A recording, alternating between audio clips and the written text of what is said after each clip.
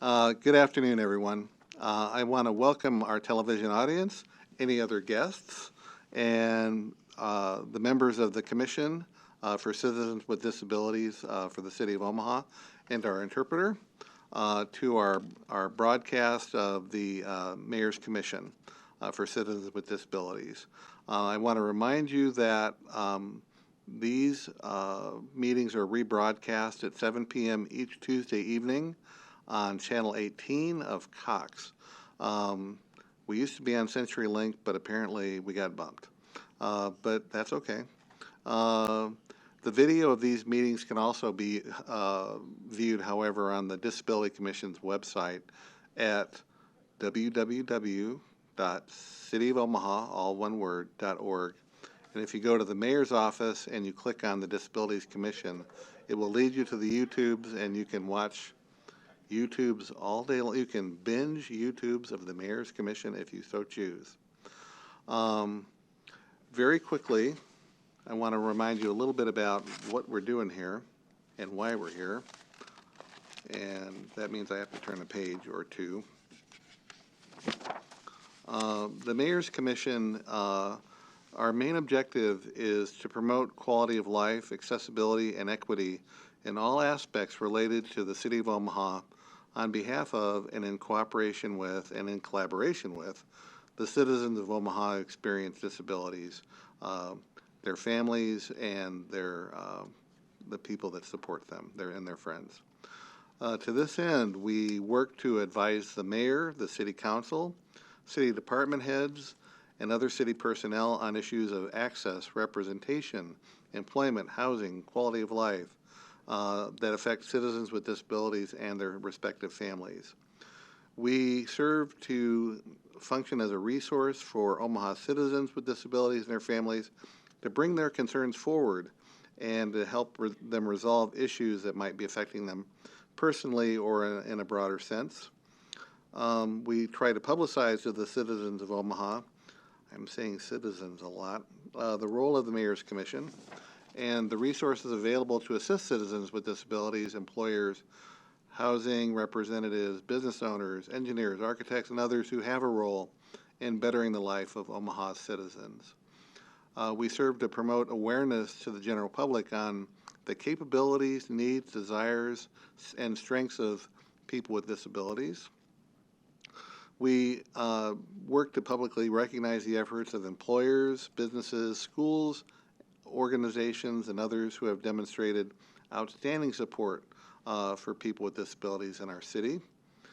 We work to advocate for accessibility and implement plans and projects to improve services in the community. And we review and implement plans and projects for advocating for services for people with disabilities in Omaha. That was a mouthful. But hopefully it answers a question Eric asked me right before we started, so just as far as you want to go, man.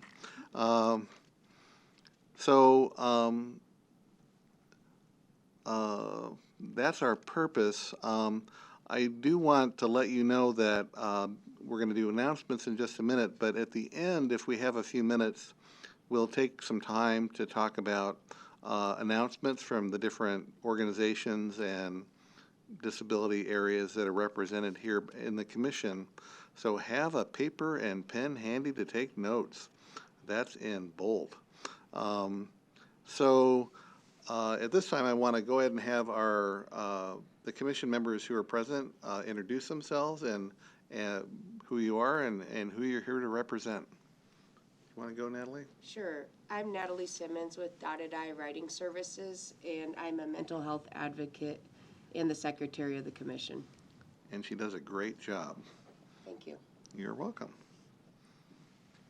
And I'm Ed Armstrong. I work for QLI, which is an organisation that serves adults with brain and spinal cord injuries, and I represent that population. I'm also the vice chair.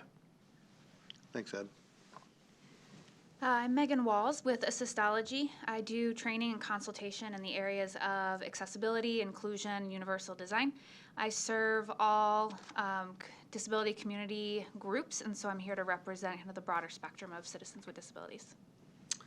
My name is Eric Olson. I am just a disabled person and representing others in a situation like mine. Thank you, Eric. I am Rachel Johnson. I also work for QLI, serving individuals with traumatic brain injuries and spinal cord injury. I also live with spinal cord injury, and I'm here to represent that population. Thanks, Rach. Hi, I'm Jen Pollock. I facilitate special education services for Millard Public Schools, and I am representing Millard Public Schools. I am Lisa Sherman. I am the pastor of Faith Christian Church. I also serve on the state of Nebraska CISM team, which is the Critical Incident Stress Management Response Team, as well as the Emergency Management Advisory Council for the state. I have children with a wide variety of disabilities, and so I'm here to advocate for them. Thank you, Lisa. And again, I'm Mark Smith. I'm a faculty at the University of Nebraska Medical Center Monroe-Meyer Institute, which is the University Center for Excellence in Developmental Disabilities for the state of Nebraska. Our goal is to build the capacity of services and the workforce to serve people with disabilities. I'm here primarily to represent people with intellectual and developmental disabilities. I'm also the parent of an adult son with an intellectual disability, and I have a sibling on the autism spectrum, so disability has been part of my life for a while. I do want to let our studio audience know that we do have a quorum today, and we were trying to work to try and get one of our members to be able to virtually attend, but I don't think we're able to do that. But we'll keep working on that. And thank you to Megan for her efforts in that area. Also, we did approve the minutes from our last meeting, and we approved our agenda for this meeting today. I'm saying a lot now. In any case, at this point, I want to introduce Leah Jank. Leah is the Executive Director of the Down Syndrome Alliance of the Midlands.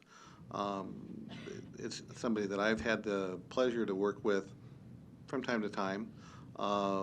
And we're going to bring Leah in to celebrate Down Syndrome Awareness Month.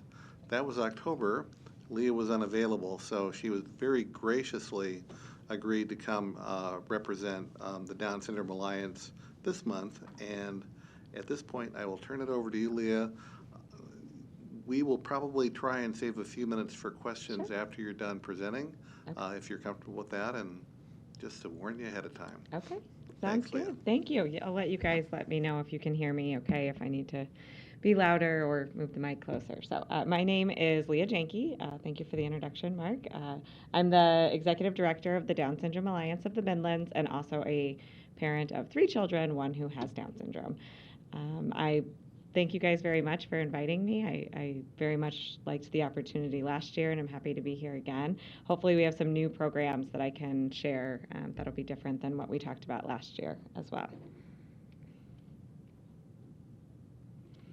So our mission at the Down Syndrome Alliance, which I'm going to refer to as DSA several times throughout this talk because Down Syndrome Alliance of the Midlands is a mouthful. So we are committed to connecting those touched by Down syndrome through education, advocacy, and support. And we really mean that more than just individuals who have Down syndrome or their immediate family. We want, teachers, basketball coaches, employers, anybody in their community to know that we exist and that they can reach out and use us as a resource for, helping enhance the life of somebody with Down syndrome, however they're working with that person. We also updated this photo. We've used the same photo for a very long time.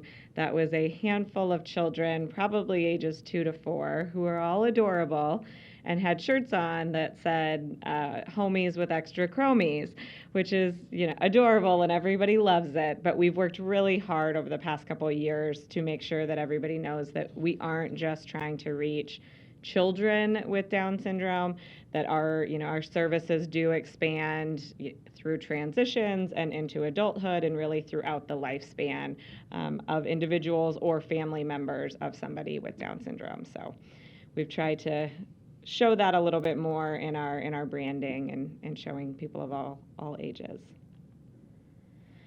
I won't bore you with all the facts about Down syndrome. There's a lot of them, but I think these are some of the important ones for those of you who may not know a ton about Down syndrome or what causes it.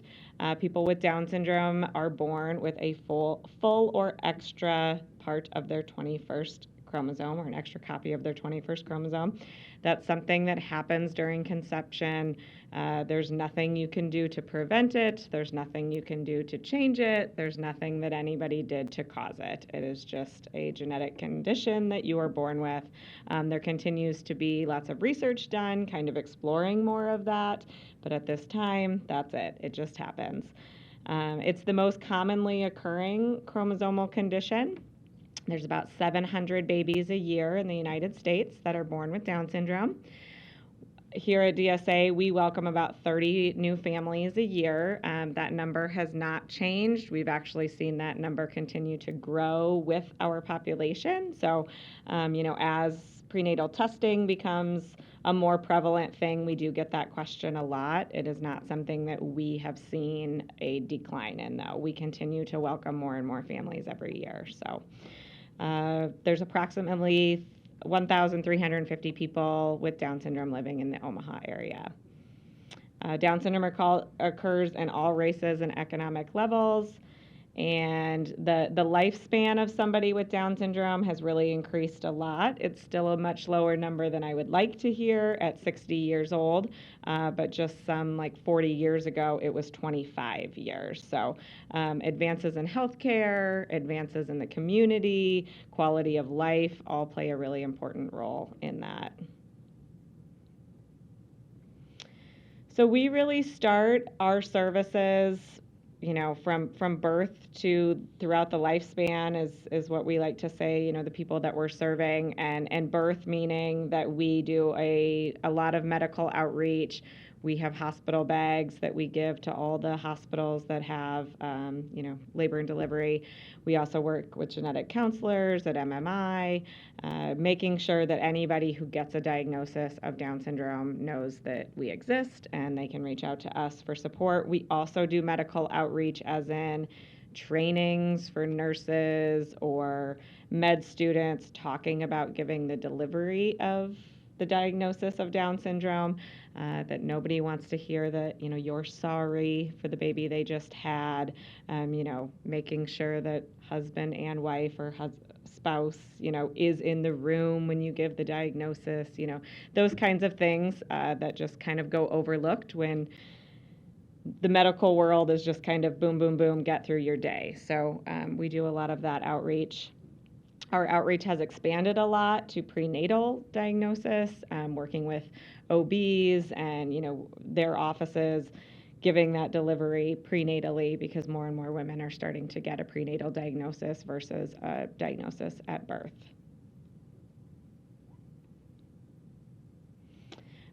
We have partnered with Ali Webb to be part of the Parent to Parent program. We had, I think it's like 13 or 14 parents who were all trained to be kind of a peer model to somebody then who reaches out to the organization and says, either it can be at the time of diagnosis, it can be any time throughout the journey of their child that they're really looking for support.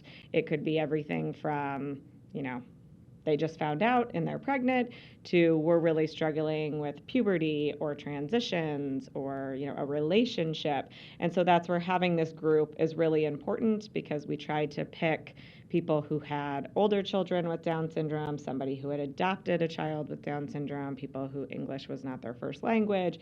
So we had a wide variety of resources. The Down Syndrome Education Series is a program we started back in 2014. We're very proud of it. We continue to be very proud of it.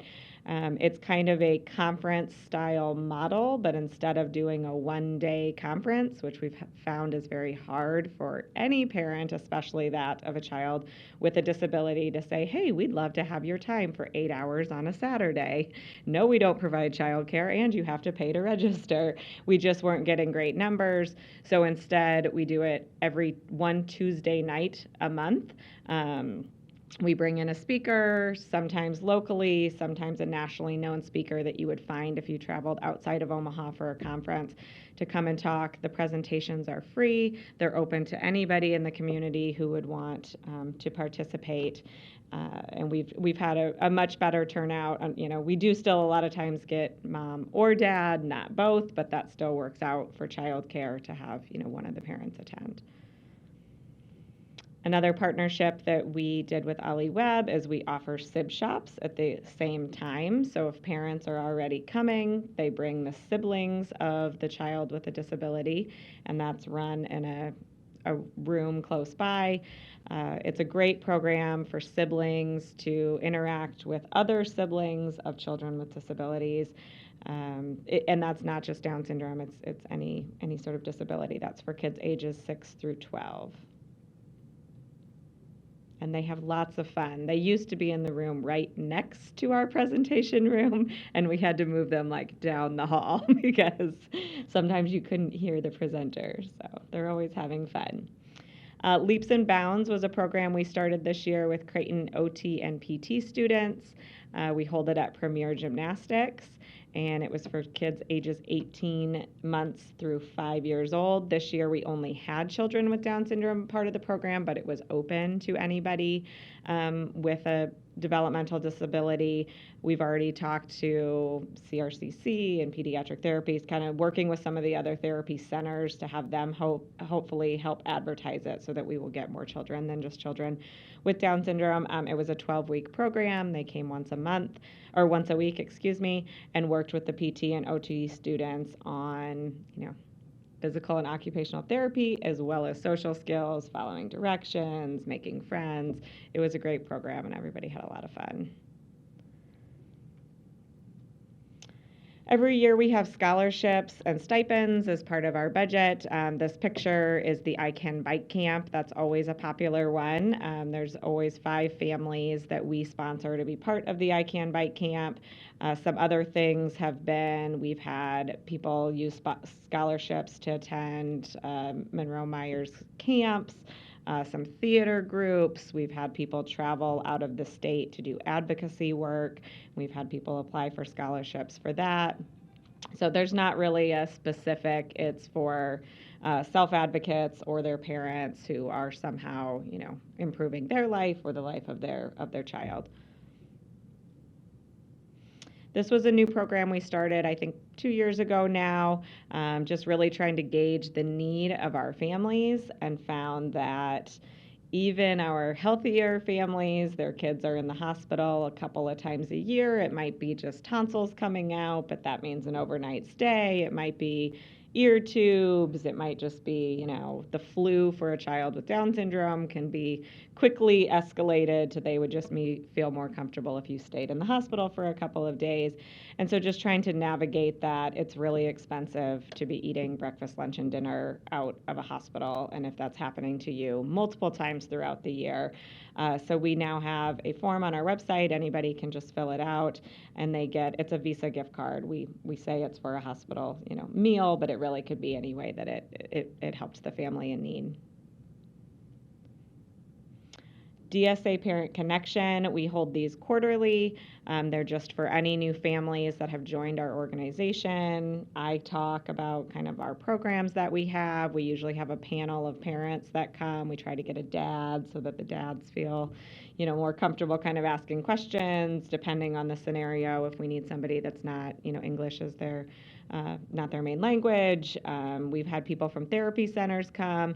And then we also, try to, it's not always somebody with a new baby. Omaha is a very growing community. We have people that moved here. We get a lot of military families that will come just, be in Omaha for a couple of years. So we try to make sure that there's other parents for them to network with those at our Parent Connections as well. We hold social events throughout the year.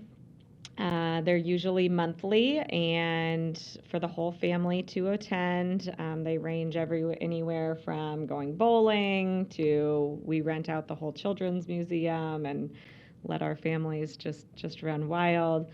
We found that really helps the parents interact with other families. And then new this year, I don't have a slide for it, but we are starting in 2020 a program that is going to be social events just for the children themselves. It'll run through high school, so however you want to define a child. And again, that won't be Down syndrome specific, but so it'll be kindergarten through second grade. They'll get together. We're partnering with CRCC, Children's Respite Care Center, to hold the events. Again, anybody with a disability, developmental disability, is welcome to come. Parents will drop off, because we really want to be fostering those relationships amongst the children as well. Not just, well, I now have a great group of friends, but making sure that the kids do as well and have a chance to work on some of those social skills outside of school and some of those other activities.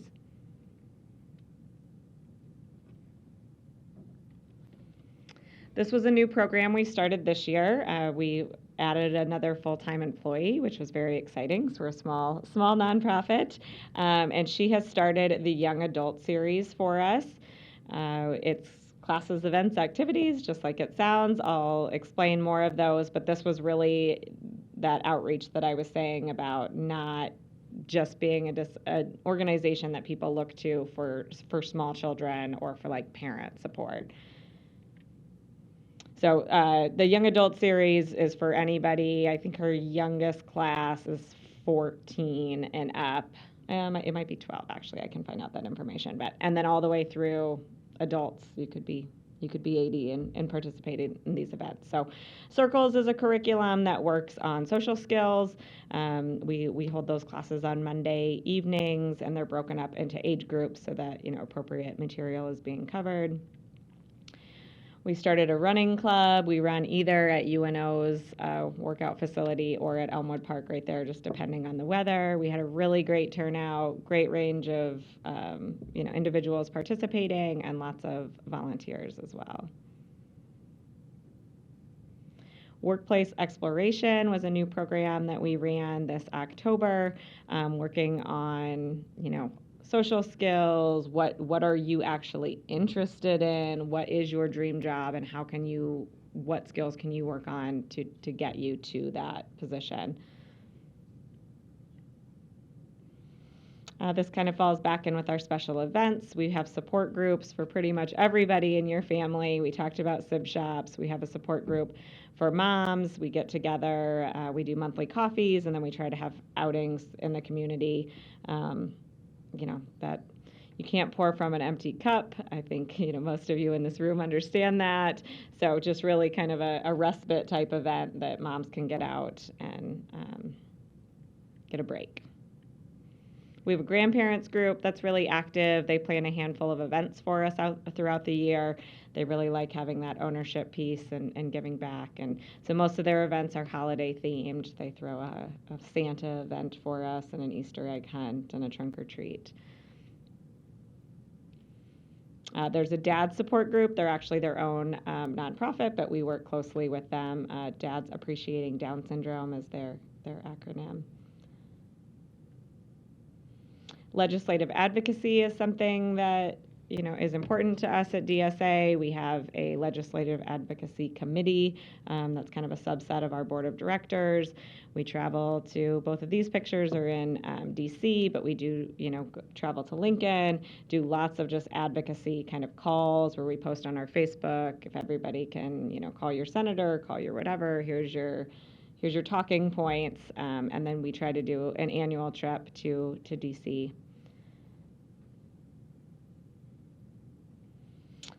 We've had a self-advocate employee working for us for 3 years now. It's been amazing. It's been a learning experience for everybody in the most fantastic way.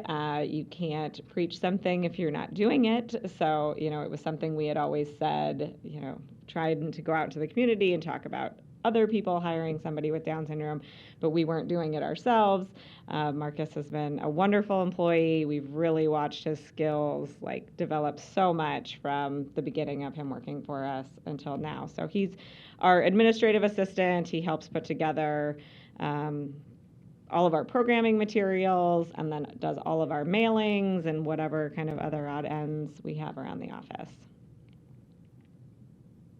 Education outreach is always, we do it year round. We definitely get the most calls for it in October, which is Down Syndrome Awareness Month. And then March, which I'll talk about here in a little bit, is World Down Syndrome Day, is celebrated in March. So those kind of seem to be the 2 times where we get the most, requests from teachers, but it's something we will do any day of the week, all year round.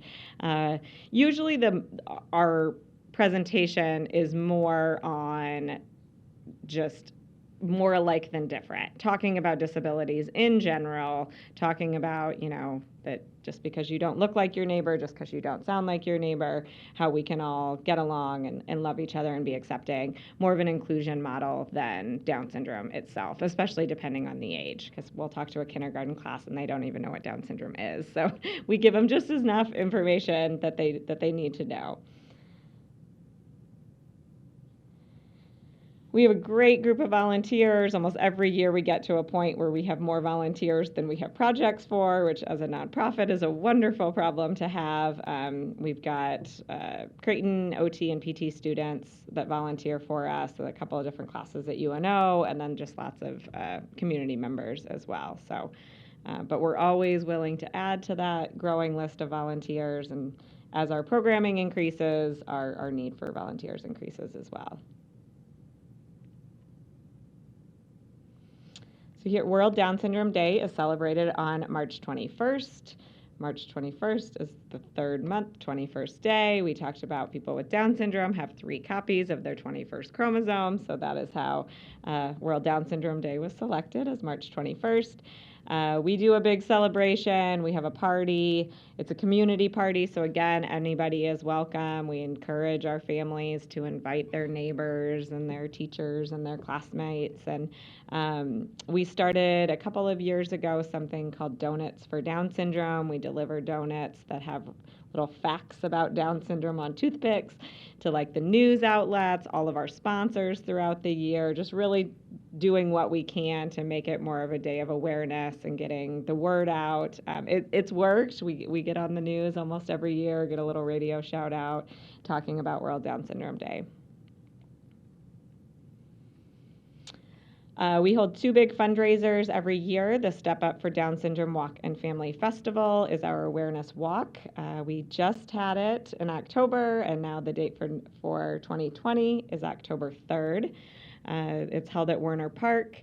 It's a super fun day. It's more of a carnival style. It's a party. It's just to celebrate, diversity and people with Down syndrome in our community. We get about 3,000 people that come out for it. So again, you don't have to have a direct connection to anybody with Down syndrome to be part of the day.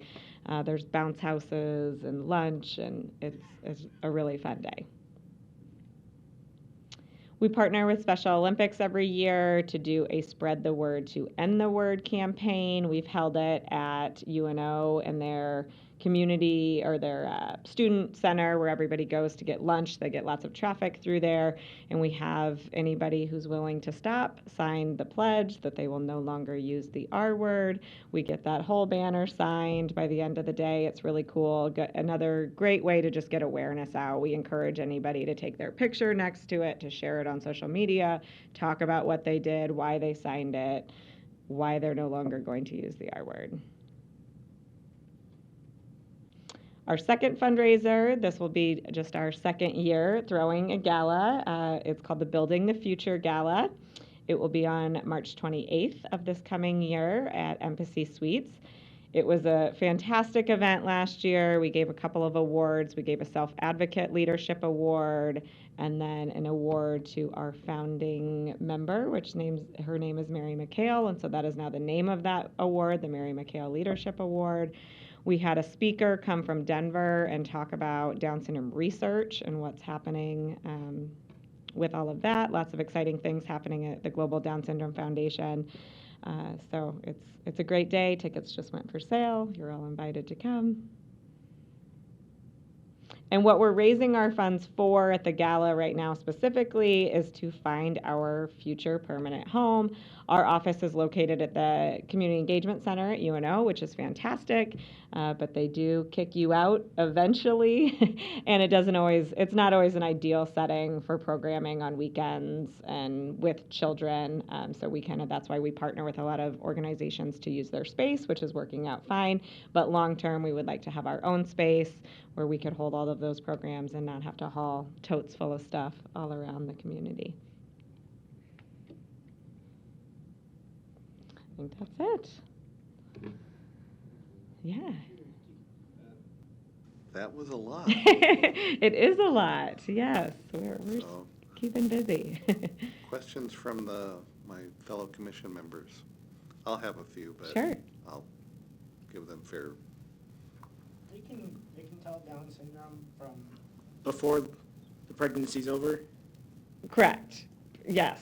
Yep. So you can have You can detect and there's that. lots of different ways now. Normally, before all the genetic testing, they could tell by what they would call soft markers that they would usually just see in the ultrasound. Babies with Down syndrome will sometimes have smaller limbs than other, typically developing baby.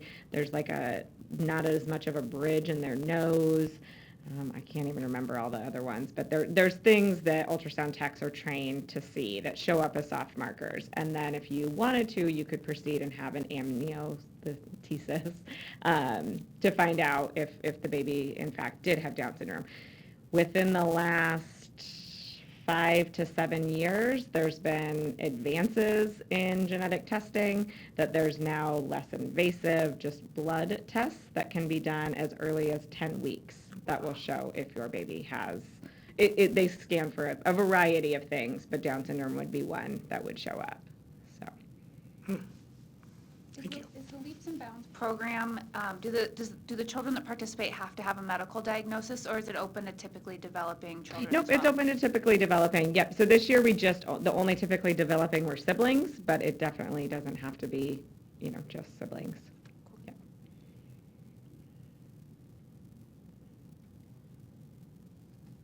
Sorry, and then for all of the Sure. different programs to get involved, whether it's to volunteer or apply for a stipend or scholarship, is the best place to go just the website? Yes, absolutely. Thank you for bringing that up.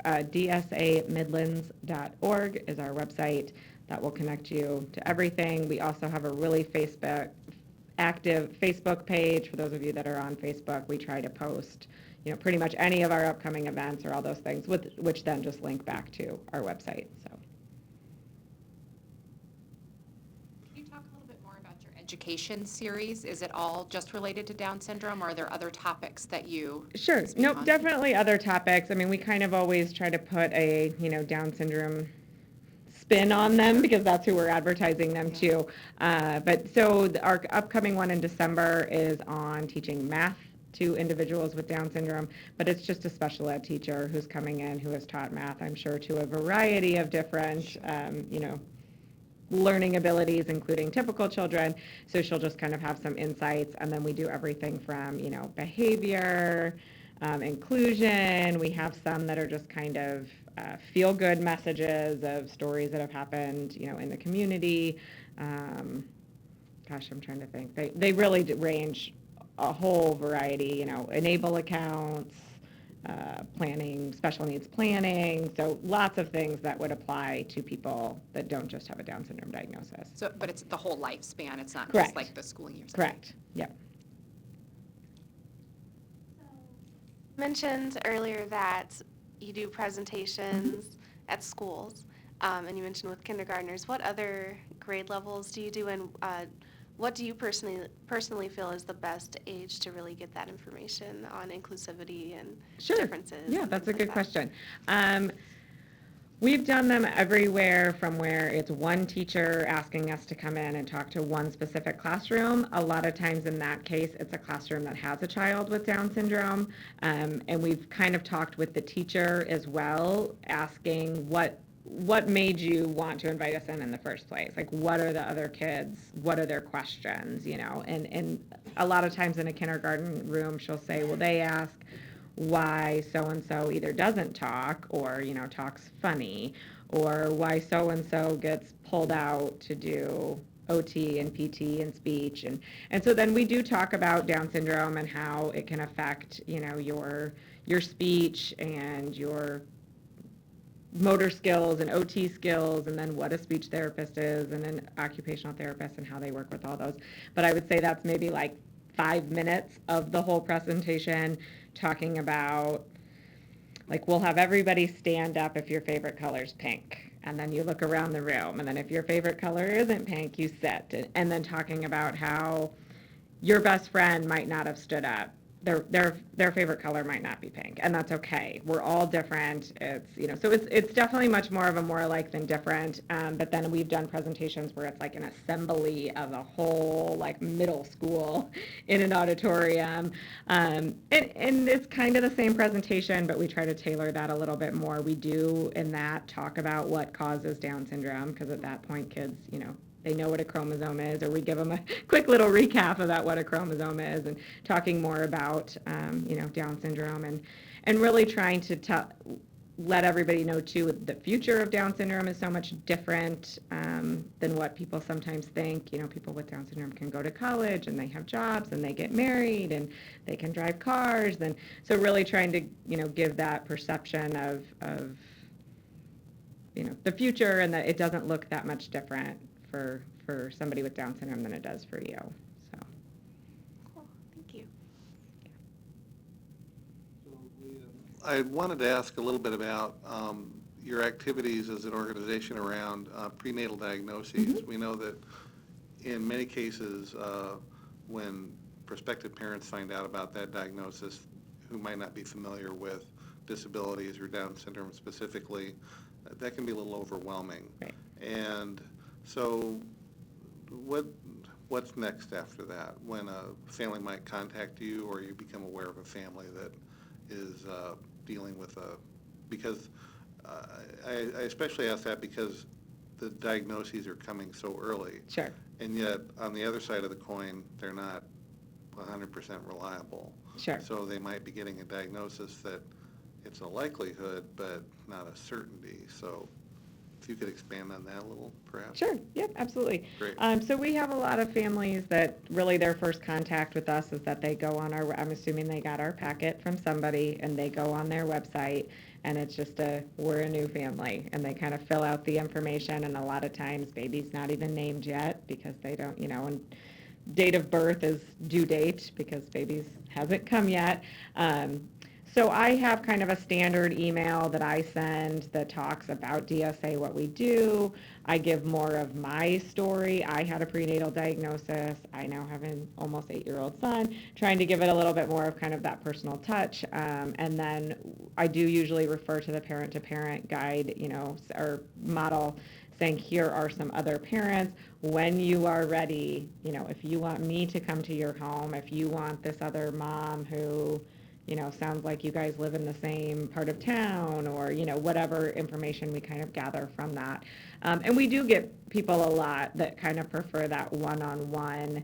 They'll request that I meet with them, or the parent-to-parent that I've matched them with, and they, you know, usually do feel pretty comfortable kind of asking the raw questions of, you know, did you feel this way too, you know, what does it look like at this age? How sick were they the first year? Those kinds of things. And I think that those of us that have done it are just good enough now at telling the story honestly, but saying, you know, you get through it, and you'll absolutely be happy that you had this child, and the love for them is not any different. It's just a different journey than you thought you were going to be on.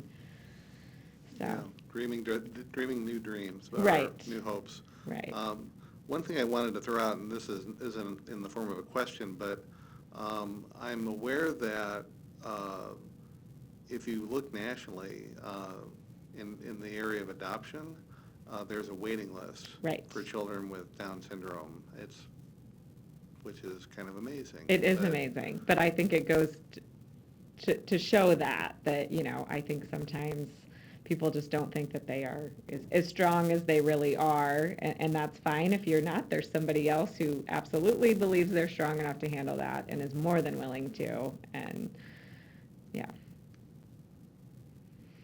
We also try to, with a lot of our advocacy pieces, like the calendars that we send out, the book that, the new parent guide that goes to the hospitals, we use pictures of kids at dance class, of pictures of kids in their graduation caps, because for a lot of people that is their first glimpse at Down syndrome. And if you didn't know anybody, you're forming whatever terrible thing you Google or the one TV show you saw or whatever. So we've had a lot of families say that flipping through that guide and seeing a little girl in a dance class, or a 17-year-old playing basketball, like, really helped them realize life isn't going to be as different as they're letting their mind wander.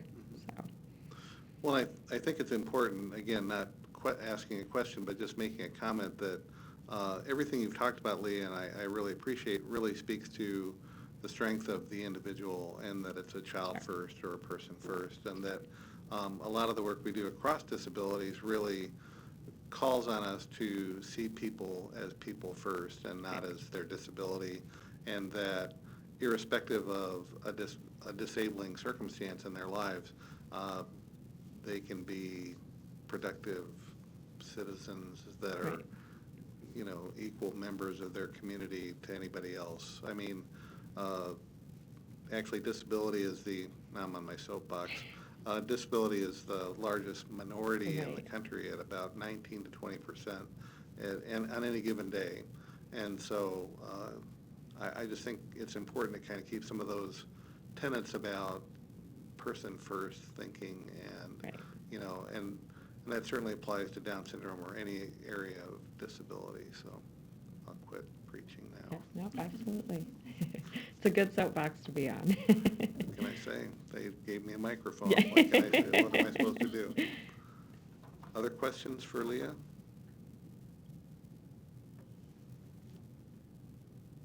Okay, well, thank you. Okay, I thank you, appreciate it. Leah. Yes, thanks. Again, Leah Jank was our presenter, and that, tell me one more time, DSA Midlands.org. So letters DSA Midlands, one word, .org is the Down Syndrome Alliance of the Midlands website. I would be probably be negligent to not include the fact that there are other Down syndrome organizations that are very active in the state and other cities and communities, and so there's a lot of work going out there to support children, individuals, and families affected by that particular condition. So thank you, Leah. That was great. I am never disappointed when you present. I do want to say that we did have a pre-meeting. Again, I noted that we had determined a quorum. A couple of pieces that I wanted to mention to our studio audience. We will not be having a meeting in December because we're taking December off and going to enjoy the holidays like hopefully the rest of you. I do want to say that I mentioned that you can get to members of the commission and the commission broadly by going on the mayor's website, going to the mayor's office and clicking on the Disabilities Commission, and that has information about the commission and about the commission members. So if there's an issue that you need support on, that you have a concern about, that you want to bring to the commission's attention so that we can support your efforts or to provide hopefully some resolutions, I would not hesitate to reach out to us at any point over the next while. And I say that because in addition to taking December off, in January, we will be having a planning meeting, so we will not be having a broadcast on that particular month. So our next broadcast meeting, I had to pull my calendar out because it's a few months away, but it will be here before you know it, is February 24th. And we look forward to that. We will be, part of our planning meeting, we'll be determining who our presenters will be for our broadcast this year, among a number of other things. I think we have plenty of time. I want to offer my fellow commissioners a chance to share any upcoming announcements or activities or really cool things they're aware of to the viewing audience. So, but if I start with my left to Rachel. I do not have any announcements at this time. Okay, thanks, Rachel. I have nothing to announce right now either. But you will, I'm sure, Eric, soon. I'm teasing you. Yep, thank you. I do, actually. So there is a power chair soccer, so power wheelchair soccer, has had a league in Lincoln, and it is now going to have a league in Omaha. It will be at the Paralyzed Veterans Building on 76th and Maple. You can go to powersoccerusa.org to find out more information. Registration should open soon. The plan is that it will be on Tuesday nights from 6:30 to 8:30. Starting February 25th and go through April 14th of 2020. I think registration opens pretty soon, but it'll be the first expansion of that up to Omaha, so it's pretty exciting. Yeah, and it'll be PVA is on 76th and Maple, I think. Right, Yep. yes. So again, powersoccerusa.org for more information and to register. Thanks, Megan. I wanted to mention that in some of my work, we're working with the state of Nebraska on some legislative bills around the development of an Olmstead plan. If you're unfamiliar with Olmstead planning, it has to do with a Supreme Court decision in 1999 related to individuals' access to the community, individuals with disabilities. If you want to know more information about that, if you can go to the Nebraska Department of Health and Human Services website, if you just type in Olmstead, O-L-M-S-T-E-A-D, you will find out more than you ever wanted to know. But I mention it because, not because it's necessarily this announcement of an activity, it's more a matter of the impact that this has the potential to have on the city in terms of